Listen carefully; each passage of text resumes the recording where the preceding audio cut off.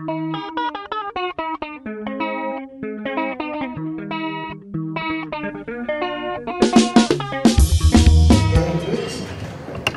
would like to salute the Director of Ceremonies, our own Chief Director in the Ministry of Women Affairs, Community, Small and Medium Enterprises Development. I don't know whether it's too long because I noticed the Director of Ceremonies, even the permanent secretary, was I dream about this. I think there is cleverness in putting women affairs, community, and small and medium enterprises development. You see, because when you talk about small SMEs in this country, they are the pulse of the economy. And who are those SMEs? 56% of those are women. So this is a very powerful ministry, and we are aware of our mandate. So, Cabinet Secretary Dr. Spanda, and my dear sister, I met her just a few days. She arrived in this country, and I saw passion in the women empowerment. I know you are covering a lot of other things, but I'm impressed by the way you are prioritizing issues of women empowerment. And we are happy to be working hand in hand to make sure that we will bring sanity to the country. That can only happen. We can only achieve Vision 2030 if we take our women with us together. We can't afford to leave behind 50% of the population. So I'm very impressed. Thank you all the country manager, Team Fadzi. That was a beautiful, beautiful show here of the panelists. I'm told there's the representative of EU, I don't know whether they are there, UN Women representative, UNFPA representative, Zimbabwe Gender Commission. I heard again and again, but I didn't see anybody from Zimbabwe Gender Commission, because we want always to move with them when issues like this one. The chairperson of the Women's Coalition of Zimbabwe, Mrs. Matrin Cheku, who spoke so well about the importance of working as a multi-sectoral approach will make us achieve what we want to achieve. Senior government officials, the representatives of civil society organizations.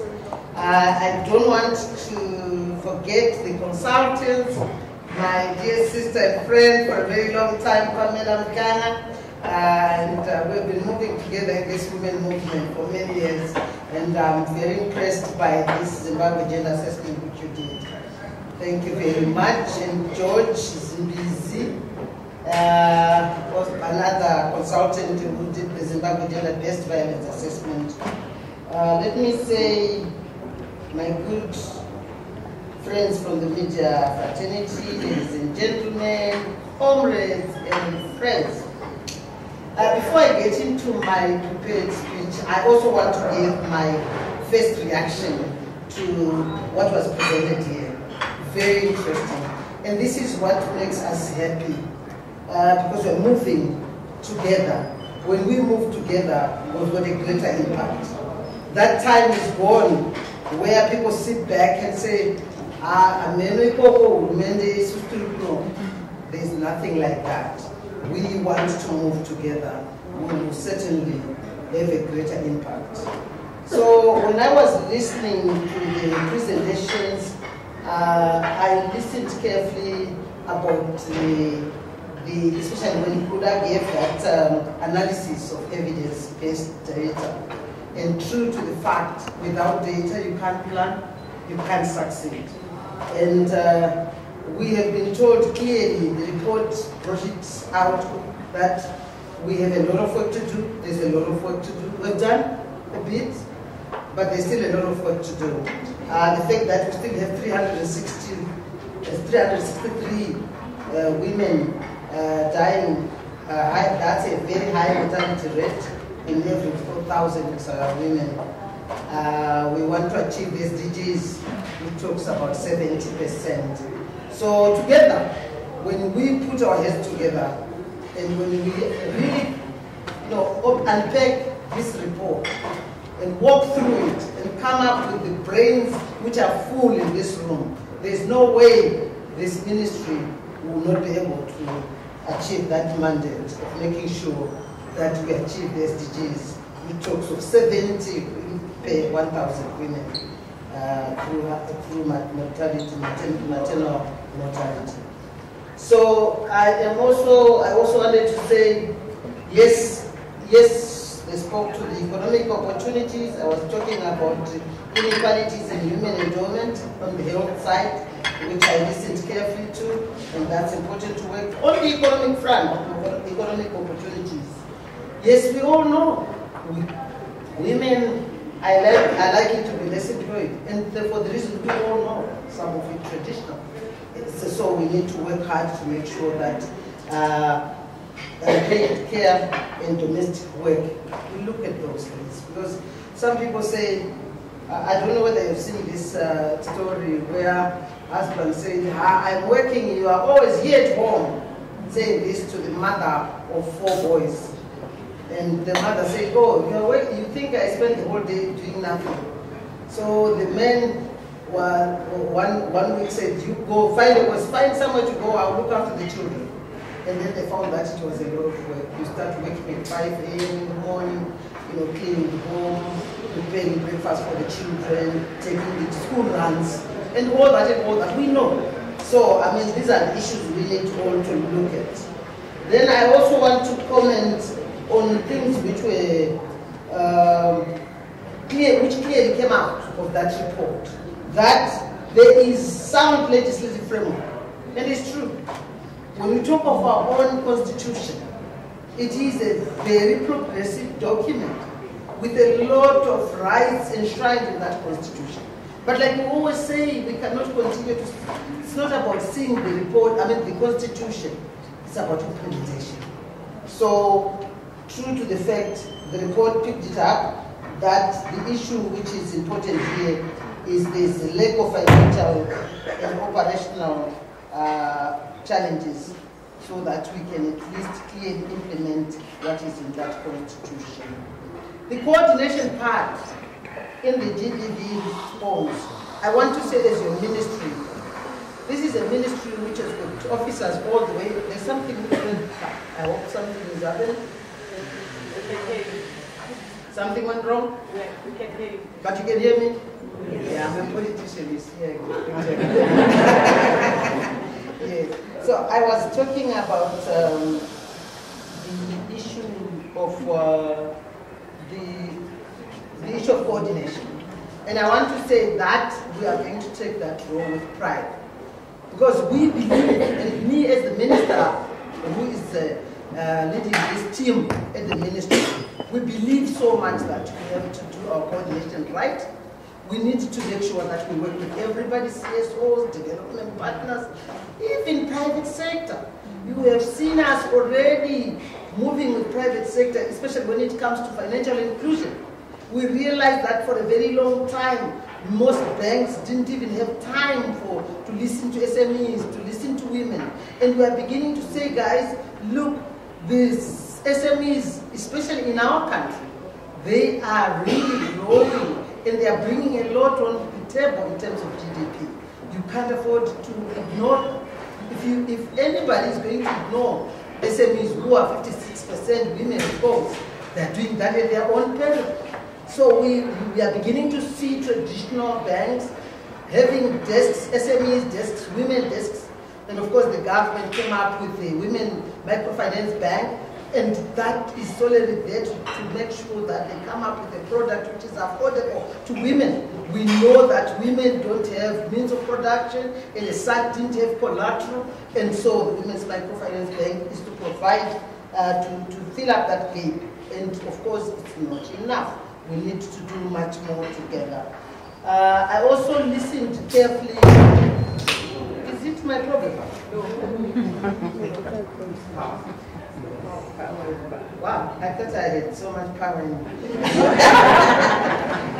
I needed to just, these are my first reactions, and please allow me before I get into it, because I thought there was a lot of good information which came out of this, and I want to thank you for organizing it and bringing such wonderful brains, some from Tanzania, some are those who have always been with us. So we are very grateful as the ministry to have them. The report itself, yes, issues of which are very clear. We know what we need to do. The policies are there. The legal framework are there. It's a question of implementation. And what is critical is to make sure that information is power. And what we are saying in the ministry is, together with you, development partners, CSOs, we do not want anyone to suffer in silence. So we need to make sure that information is disseminated. Let's make use of the media. When I was the Minister of Information, Publicity and Broadcasting Services, something novel happened in this country. We licensed community radio stations. And we know that community radio stations has got a wider reach.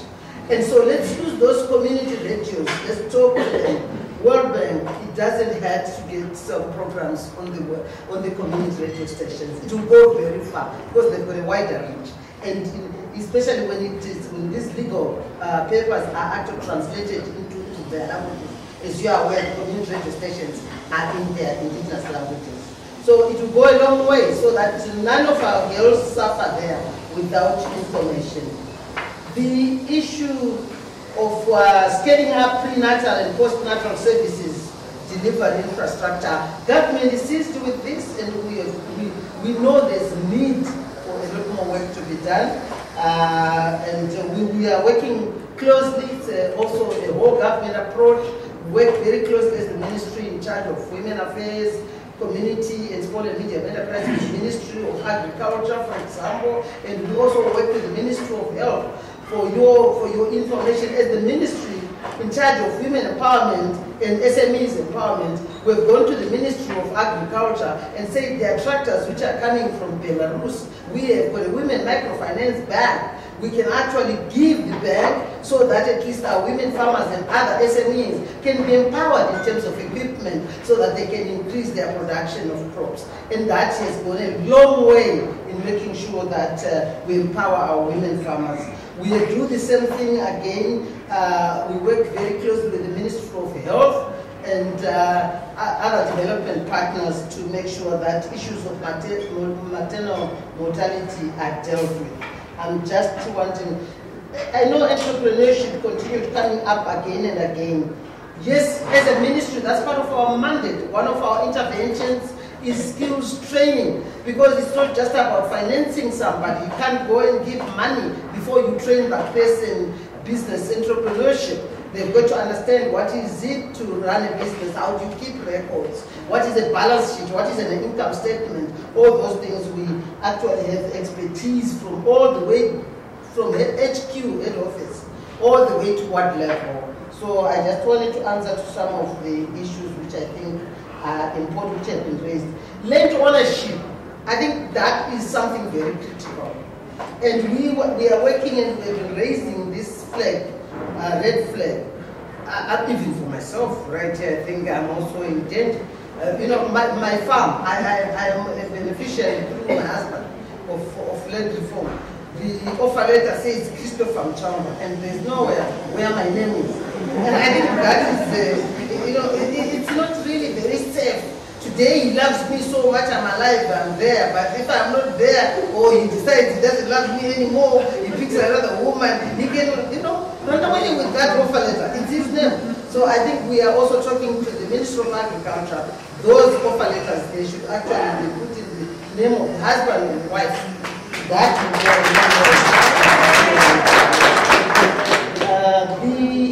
I think the issue of ring-fencing, low-cost financing for women that I've talked about, but there's much more which needs to be done. On the ring-fencing of low-cost financing, I'm happy. I don't want to mention the banks, but there are many commercial banks which have come on board now, which have come up with programs to make sure that they give low-cost finance to women. Some of them are not charging monthly service fees anymore, and giving also training for our women. So we are very happy with what is happening as we work together with everybody. The issue of training digital skills, that is very true. If we are not going to train our women, our young girls, our SMEs, digital skills, we are automatically discriminating them, because most of the business now is done online, e-commerce, e-marketing, e-selling, and as we promote women now to export, it's important even to do their searching of markets and also benchmarking with other markets, and all that is done through digital skills. The issue of enforcing existing laws, that's very true. We're working together with Gender Commission. The Parliament has got the Parliamentary Caucus issue of the gender quota in Parliament. It's actually very sad, because I've been in Parliament since 2008. You see, I've been there for too long. But I think I'm elected. I'm not an appointee to Parliament. I'm elected. I'm very grateful to the people of Manicaland who have continuously elected me since 2008. And what I've seen is, after the endorsement of our constitution in 2018, where we had a quota, 60%, 60 seats enshrined in that constitution, it was a very progressive thing. It was a pride to go to international fora and talk about the numbers of women in Parliament. And I must say, there are lots of you here. Pamela worked with you. I was a women parliamentary caucus chair for a long time, and we continue to say we have so many women. We need to capacitate them. It's not just about seeing them, but it's about hearing them. And we saw that working, women moving motions about improving women's lives in this country. So we want to continue to capacitate women. You know, women, that's why I always say those women in leadership always find one woman who you can hold and instill confidence. Already they are good, women are good. All what they need is a little push. And so we need more women in Parliament. We need young women to understand that politics is what we are talking about. It's nothing else except to look after the lives of people. Do we have a school for our children? Do we have roads for our mothers who are pregnant to go to hospital? All those things. The water, sanitation. Do we have sanitary pads for our girls? All those things, that's what we talk about. And I think there's a lot more work which needs to be done, because the numbers have gone down. If we didn't have, thanks to the President and of course the extension of that quota, it could have finished in 2023 and we would have had very few women members of Parliament. I don't know what happened, but we have gone down from 14%, those who go through first past the post, to 11%. And I think there's a lot more work which we need to sit back and talk as women movement. So yes, I do agree. We need to have that multi-pronged model for prevention and response of GBV. Yes, we are also proud to have had our president signing the high-level political compact, and that signature it means a lot. It means the commitment, the political will, and this is why when you give me such evidence-based data, it is then easier for me to really move with passion the reasons behind what we are doing. Okay, well, the panelists, thank you, wonderful panelists, and to say a lot of good things. Just to say, Abigail, again, that's another lady who I've been working with maybe for more than 15 years now, and this is why when I was made the Minister for Women Affairs, Community and Small and Medium Enterprises, I actually, my first port of call was the women's movement. To say, here I am. There's so much we are doing together. What is that we are doing wrong? Where can we improve? And I'm happy we continue. And want to thank you, Audrey, for really giving us this kind of support. So we will continue moving with all of you. The issues which you spoke about, Abigail, yes, I've talked about it, access to health, women's economic empowerment. Pet Made, always very passionate about the issues. Yes, you're right. The Spotlight Initiative brought together that nexus between women empowerment and GBV and in political participation. The issue of safe market is an issue. That model will work so well in our efforts to prevent gender-based violence.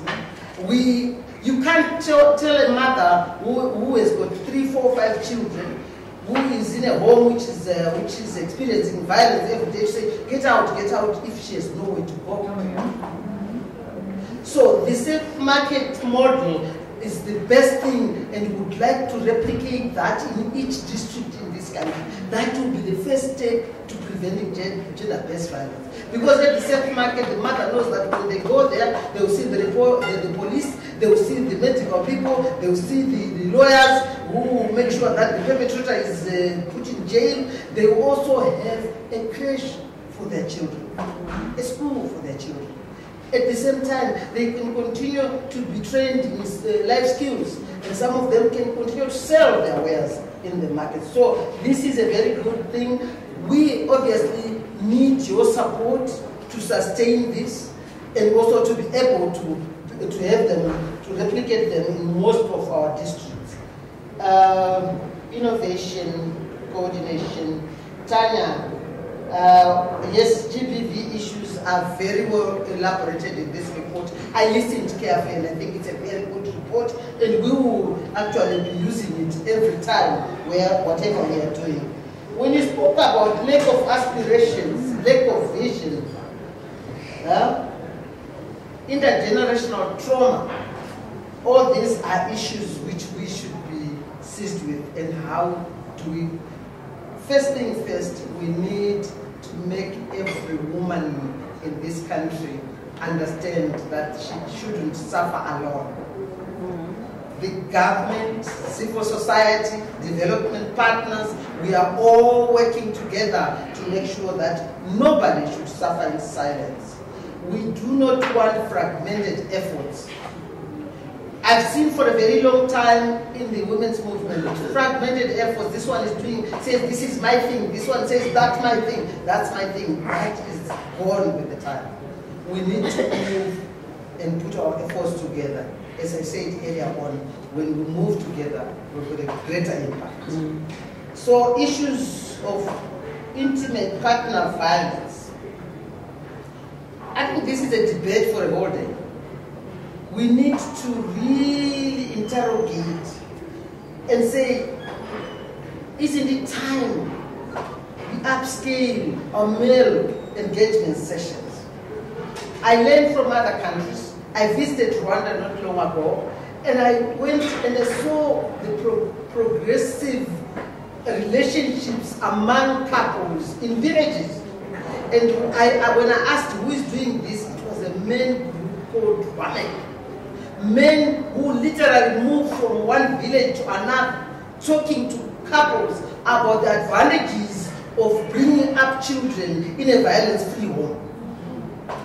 And you know, sometimes men think that it's macho to beat your wife, or they think it's okay to look down upon your wife.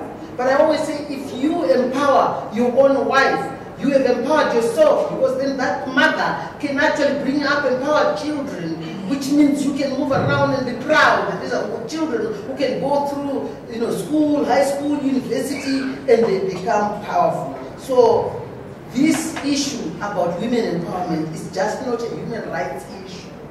It is an economic development issue. So we will move together as we go through. Martin, the role of CSO, I want to thank you so much. As the chairperson of the Women Coalition, you clearly say that you have a role to play, a pivotal role in making sure that all these recommendations in the report, before you could say, I'm a ministry, but she spoke well. She said we together have a role to make sure that So I really want to thank you sincerely for that. I think that was my reaction. You see, I don't come to sit, I come to listen, and I was listening. Thank you very much. Allow me then to quickly go through my prepared speech. Again, it is my pleasure to be with you today as we officially launch 2 key process documents. And these documents are documents which we move around with all the time in our work, namely the Gender Assessment Report and the Gender-Based Violence Assessment Report. At the foremost, allow me, ladies and gentlemen, to express my sincere gratitude to the World Bank for supporting our ministry in carrying out these two assessments. We thank you sincerely. Ordinarily, for gender and GBV-related data, we rely on the Zimbabwe Demographic and Health Surveys and also multiple indicator cluster surveys that are carried out after 5 years. Intervals. Imagine. The two assessments which have been done, right, these two, managed to bridge that gap, that data gap, by providing a thorough analysis of the gender dynamics and the prevalence of gender-based violence within our country. Ladies and gentlemen, the two assessments provide insights into the realities of women, men, girls, and boys relating to gender equality and gender-based violence. This background information is also meant to ensure that our policies, programs, and interventions are a reflection of the realities on the ground, and they are inclusive, effective, and responsive to the diverse needs of all individuals. In the same vein, I am glad to state that the GBV assessment report provided great insights into the development of the national strategy to prevent and address gender-based violence. This was launched in December last year. While the gender assessment was instrumental in providing background information in the review of the national gender policy. Ladies and gentlemen, carrying out the two assessments, we were also cognizant of our accountability role as duty bearers. The assessments allowed us to track progress towards our gender equality and women empowerment commitments at national, regional, and international level. While we take pride in some of our success stories, the assessments provide insights into areas we are lagging and provide strategic recommendations to overcome these challenges. That's the good thing about this report. It just doesn't go and look at the problems. It has looked at the challenges and also given recommendations for solutions, and we are very grateful for that. The need to bolster institutional capacities, increase gender equality financing, that's including divisive, innovative ways of ensuring the allocation of dedicated domestic funding to combat GBV, upscaling GBV prevention and response, and also accelerating the implementation of the high-level political compact on ending gender-based violence and harmful practices were underscored in the report. As the government of Zimbabwe, we remain committed to achievement of gender equality and women in Zimbabwe. The gender and women's rights is guaranteed in the constitution of our country, and the integration of gender as a core element of consideration across all sectors is outlined in the NDS-1, which is our blueprint. This attests to the government's commitment to gender equality. My ministry has also been mandated to lead and coordinate work on gender equality and women empowerment issues. However, my ministry cannot single-handedly keep the national spotlight on gender equality and women's rights, nor can it reduce the gender equality gaps alone. We can't do it alone. We will want to do it with everybody. That's the only way we can succeed. So, all of us here, we have a role to play.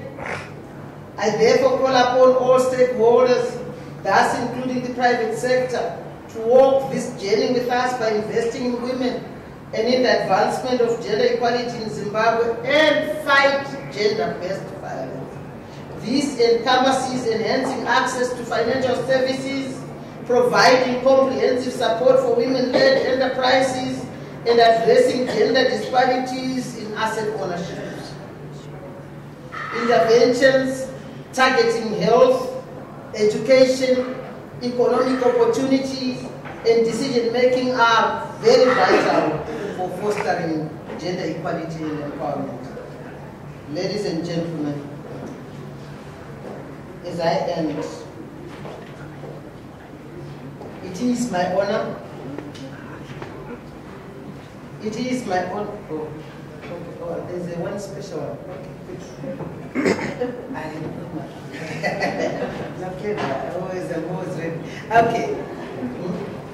I want to call upon the country rep, World Bank country rep, to come forward as we launch. You want us to go this side?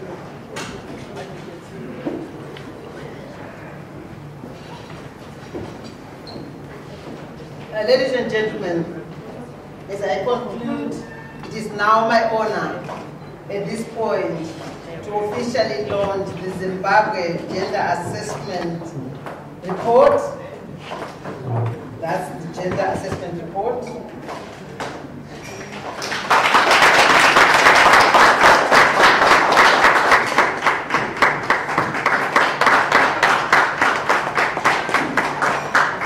And then the Zimbabwe Gender-Based Violence Assessment.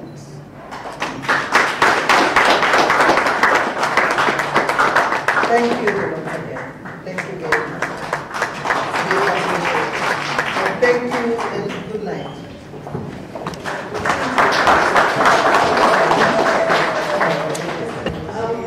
I'm going to ask the ladies who were on the panel, the ES representative, the Chief Executive Officer of CZI, to just come and have a group photo.